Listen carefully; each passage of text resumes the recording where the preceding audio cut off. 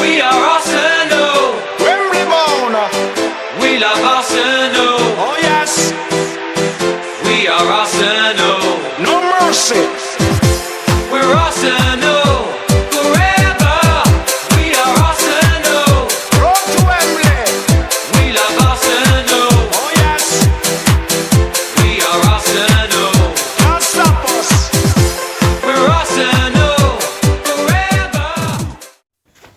ሰላም እንደምናላችሁልን ክብራን ምድፈኞች ቤተሰቦች አርሰናልን ወደ እናንተ መደመጡን ጀምሯል። በያላችሁበት የዓለም ክፍል ሁሉ ሰላማችሁ ብዝት ይበል እንዲላል አርሰናል ኢንፎ እንደወትሮ ሁሉ ዛሬ ተመለስ ነው። ለየት ባለ ቶፒክ ነው የሚሆነው።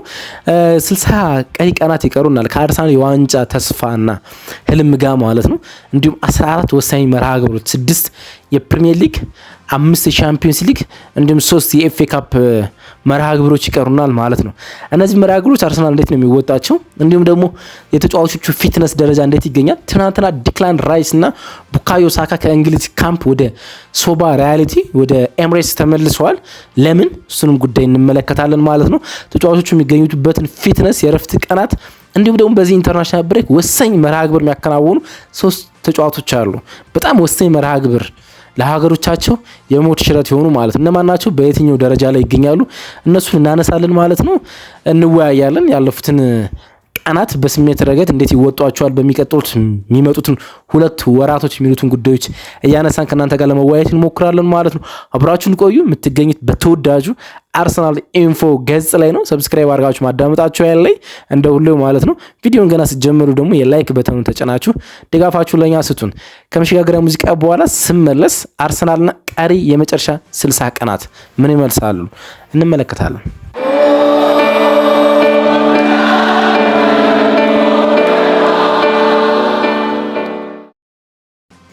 ከአንድ ሳምንት በኋላ እንግዲህ መገናኘታችን የሚሆነው ከ7 ቀናት ረፍት ወስደን ማለት ነው። ከዛ የዊምብሌ የማንቸስተር ሲቲ የካራቦ ካፕ የፍጻሜ ጨዋታ ሽንፈት የስሜት መውረድ በኋላ ነው የተገናኘ ነው። ከባድ ነበረ፣ በተለይ ኤክስፔክቴሽናችን ከፍ ላለ ሰዎች ማለት ነው። ግን ደግሞ ነገሮችን እግር ኳስ ነውና መቋቋም ነበረብን ከነዛ ስሜቶች ማለት ይቻላል። በጣም ብዙ የሶሻል ሚዲያ ገጾች ሚኬል አርቴታን በድጋሚ ሲወቅቱ የተመለከትኩበት ጨዋታ ነበር። ጨዋታው ብዙ ብሬክ ዳውን ነበረው ብዙ ዌብሳይት ላይ። እናም ደግሞ ጊዜ እንዳሳለፋችሁበት አስባለሁና ስለዛ አልመለስም። መነጋገር ካለብን ግን ከካራባክ ከኤፍኤ ካፕ ጨዋታ መመለስ በፊት ከኢንተርናሽናል ብሬክ በፊት አንድ የላይቭ ስትሪሚንግ ይኖረናል። በዛ ላይቭ ስትሪሚንግ አብረን የምንወያይ ይሆናል ማለት ነው። አሁን 60 ቀናት ከፊት ለፊታችን ይቀሩናል። የመጨረሻ 2 ወራት ማለት ነው፣ ሜይ ኤንድ ኤፕሪል። 2 ወራቶች ውስጥ አርሰናል ወሳኝ የሆኑ 14 ጨዋታዎችን ያከናውናል ብለን እንጠብቃለን። በቻምፒየንስ ሊግና በኤፍኤ ካፕ እስከ ፍጻሜ የሚደርስ ከሆነ 14 በጣም ወሳኝ ጨዋታዎች በእነዚህ 60 ቀናት ውስጥ ያከናውናል ማለት ነው። እነሱን መመልከት በጣም አስፈላጊ ነው። ትናንትና አንድ ብሬኪንግ ኒውስ ነበረ። ለዚህ ፕሮግራም መነሻ የሚሆነን እሱ ነው። ቡካዮ ሳካ እና ዲክላን ራይስ ከቶማስ ቱል የእንግሊዝ ስኳድ ወጥተዋል። እናም ሚኬል አርቴታ ከኢንተርናሽናል ኮቾች ጋር ወይም ደግሞ ከብሔራዊ ቡድን አሰልጣኞች ጋር ያለው ተግባቦት በጣም የጠቀመው ይመስላል። ነገሮችን በቀና ሁኔታ ለማከናወንና የተጫዋቾችን ፊትነስ ለሚቀጥሉት 2 ወራቶች በጣም ፍሬሽ አድርጎ ለማምጣት ማለት ነው። 3 ተጫዋቾች ወሳኝ ጨዋታዎች አሉባቸው፣ በጣም መደራደር የሌለባቸው ማለት ነው። ቪክተር ዮኬሬሽ፣ ክርስቲያን ኖርጋርድና ካላፊዮሪ በጣም ወሳኝ የሆኑ የፕሌይኦፍ ወደ ዓለም ዋንጫ የመግባት ጨዋታዎች አሉባቸው። ሌሎችን ግን በየምክንያቶቹ እየሰበሰባቸው ይገኛል ሚኬል አርቴታ ማለት ነው። እነሱን ጉዳዮች ነው ለመመልከት የምንሞክረው። ከዛ በፊት ግን ስለቀሩን ጨዋታዎች እንመልከት እስኪ። 4 የቻምፒየንስ ሊግ ጨዋታዎች ከፋይናል ጋር ደግሞ 5 የቻምፒየንስ ሊግ ጨዋታዎች ይቀሩናል። አሁን ከኤፍኤ ካፑ የሩብ ፍጻሜ ጨዋታ መልስ እንግዲህ ኢንተርናሽናል ብሬክ እንደተመለሰ የኤፍኤ ካፕ ነው ሳውዛምፕተን ጨዋታ ወደ ሴንት ሜሪ ሄደን ነው የምናከናውነው።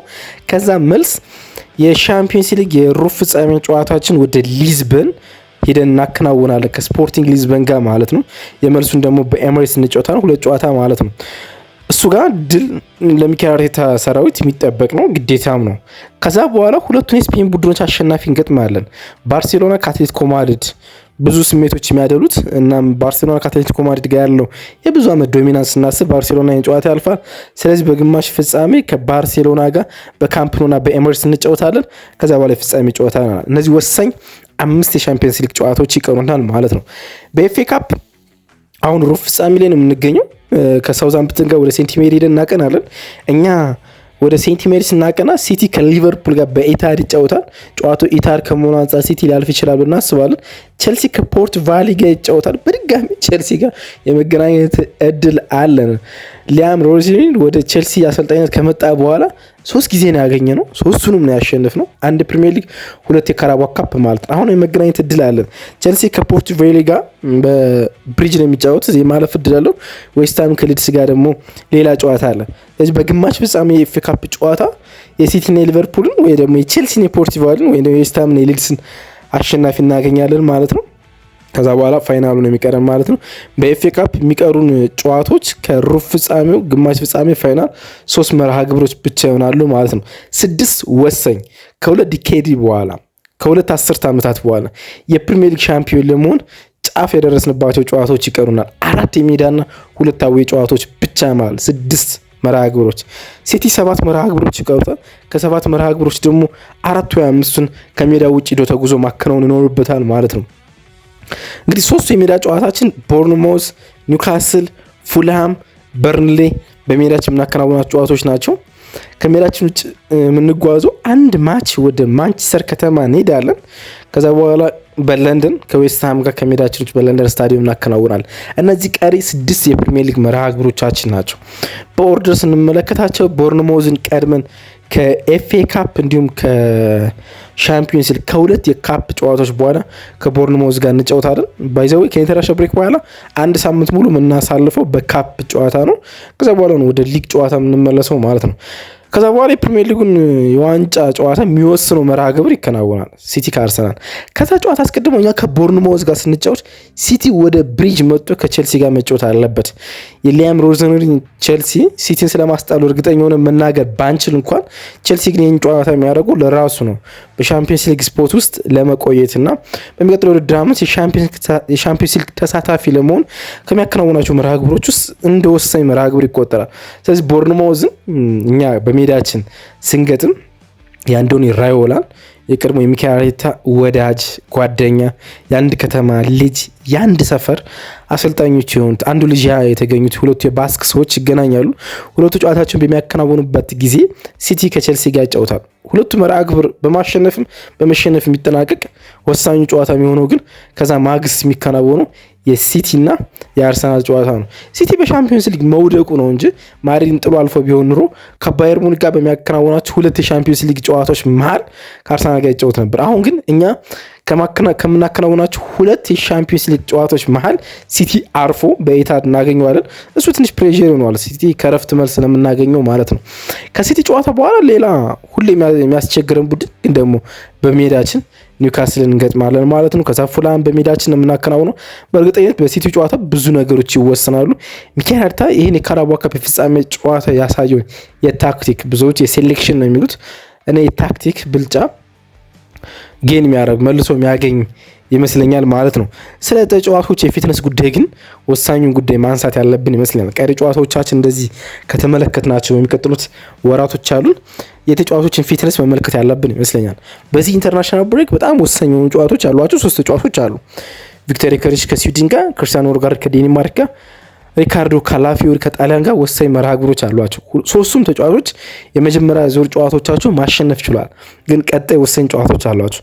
ቪክተር ዮኬሬሽ ዩክሬንን ባሸነፉበት ጨዋታ ላይ ሃትሪክ ወይም 3 ሰርተዋል። 3-1 ባሸነፉበት ሀገሩ ወደሚቀጥለው የመጨረሻ ዱ ኦር ዳይ ወደሆነው ጨዋታ ከማምራቷ በፊት ወሳኙን ሚናት የተወጣው ቪክተር ዮኬሬሽ ነበር። አንድ ወሳኝ ጎል አስቆጥሮላቸው፣ አንድ ታፕ ነበረ፣ ደግሞ ግሩም የፍጹም ቅጣት ምትና ራሱ ተጠርፎ የተገኘ የፍጹም ቅጣት ማስቆጠሩ ይታወቃል። አሁን ማክሰኞ ከፖላንድ ጋር ያረጋሉ። በሜዳቸው ነው ስዊድን ጋር ጨዋታው የሚከናወነው። ይሄ ጨዋታ ከሎቫንዶቭስኪ ፖላንድ ጋር የሚከናወን ወደ ዓለም ዋንጫው ለማለፍ ቲኬት የሚያስገኝላቸው ጨዋታ ነው። ስለዚህ ቪክተር ዮኬሬሽ በስሜት በጣም ሎድ ካለው ጨዋታ ማግስት ነው የኤፍኤ ካፕ ይመጣ። የኤፍኤ ካፕ ጨዋታ ላይ ተጠባባቂነት ይጀምራል እናስባለን። ክርስቲያን ኖርጋርድ ከዴንማርክ ብሔራዊ ቡድን ጋር ሰሜን መቄዶኒያን 4-0 አሸንፈው ማለፍ ችሏል። አሁን ብዙ ድራማቲክ ከነበረው ጨዋታ በኋላ ያለፈችው ቼክ ሪፐብሊክን ከሜዳቸው ውጭ ሄደው ይገጥማሉ። ወደ ቼክ አቅንተው ማለት ነው። ይሄ በጣም ወሳኝ ነው፣ ምክንያቱም ወደ ምስራቅ አውሮፓ ተኬዶ የሚከናወን መርሃ ግብር ስለሆነ ማለት ነው። ስለዚህ ክርስቲያኖ ጋር በጣም ከባድ ጨዋታ አለበት። የኒኖዋ ወይም ደግሞ የጃነር ጋቱሶዋ ጣሊያን ከሪካርዶ ካላፊዮሪ ጋር ኖርዝ መቄዶኒያን አይሚን ሰሜን አየርላንድን 2-0 አሸንፋቸው። በጣም ብዙ ሰው ጣሊያን በድጋሚ እንዳትወድቅ ፈርቶ ነበር፣ ምክንያቱም 2 ተከታታይ ዓለም ዋንጫ እንዳለፋት ይታወቃል። እግር ኳስ ሀገር ነች ጣሊያን፣ ምክንያቱም ዓለም ዋንጫን ስትበላ የናት ሀገር ነች በተደጋጋሚ ማለት ነው። የዓለም ዋንጫ ደግሞ ተከላካይ የሆነ ወይም ደግሞ ሴንተር ባክ የሆነ ተጫዋች ባላንዶን ሲበላ ካናቫሮን ያየንባት ብሔራዊ ቡድን ነች ጣሊያን። እና በተከታታይ 2 ዓመታት 2 ውድድሮች ያለፉት 10 ዓመታት በዓለም ዋንጫ ሳትሳተፍ ቀርታለች። አሁን ሶስተኛው ደግሞ ጫፍ ላይ ደርሰዋል እና ብዙ በስሜት ውስጥ መጠበቅ ነበረው፣ በተለይ ደግሞ ለጣሊያኖች ማለት ነው።